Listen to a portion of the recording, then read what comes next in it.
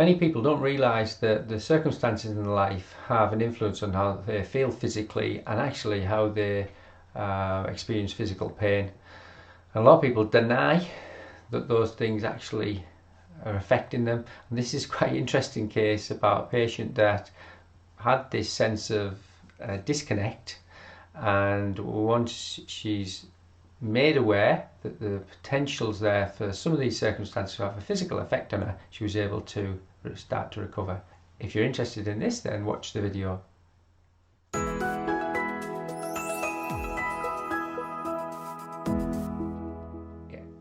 I see quite a lot of pain as a physiotherapist, and lots of people describe it, and we all come from the first starting point of where we feel the pain. The pain is here.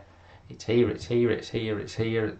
Someone says where it is, and that's good to give you a location.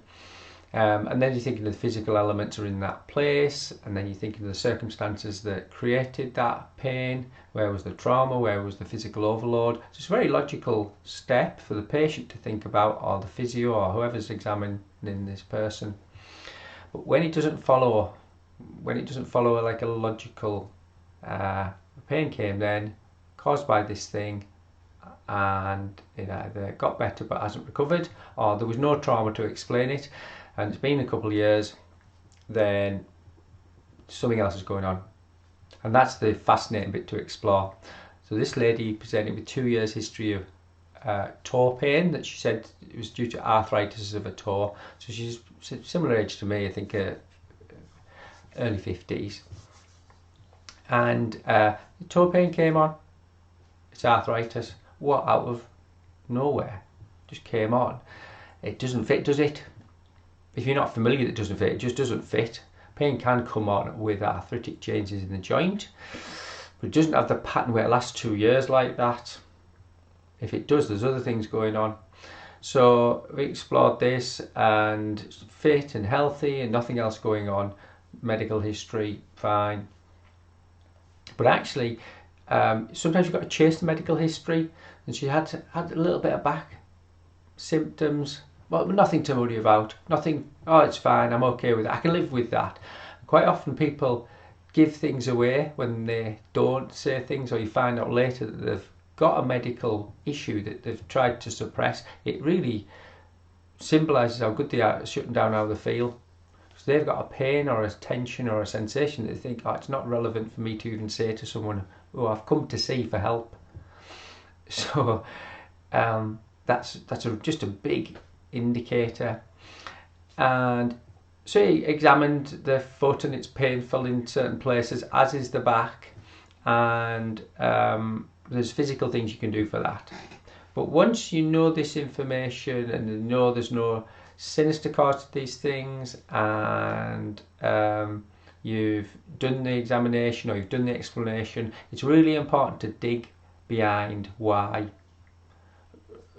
Let's look for the meaning of this. It's a metaphorical meaning. It could be it's the behaviour the person's using to cope with the situations in their life. And once you've explored these potentials for the creation of pain, she said, could it have anything to do with some of the other things that have happened to me then?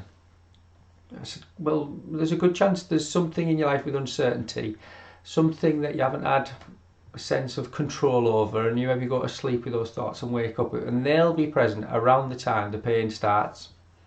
That there's a good chance, and it's none of my business for the detail. You don't have to tell me, but there's a good chance of that, because that's the only explanation for the driver of these pains now.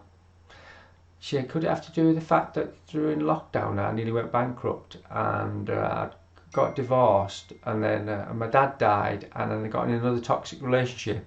I was like, it could have been any one of those four.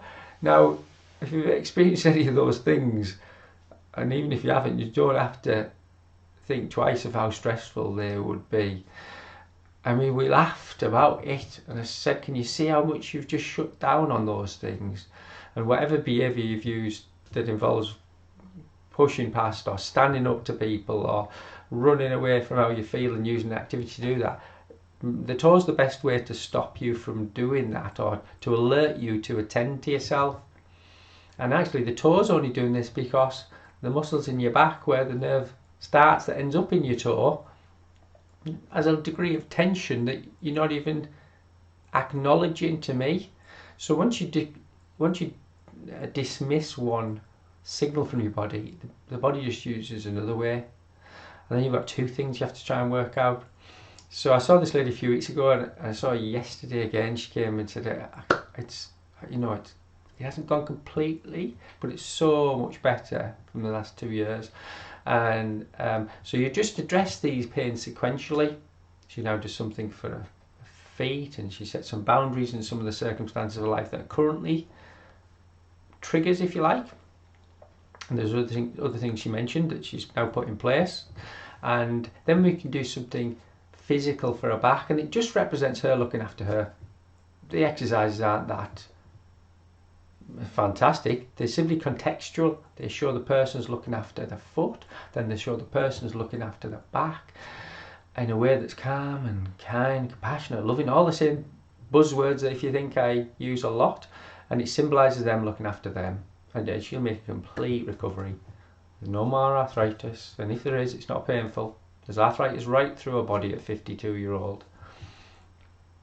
And the tension in her back, she said, oh yeah, it's due to my stiff hips, and it's something out of place since I had childbirth.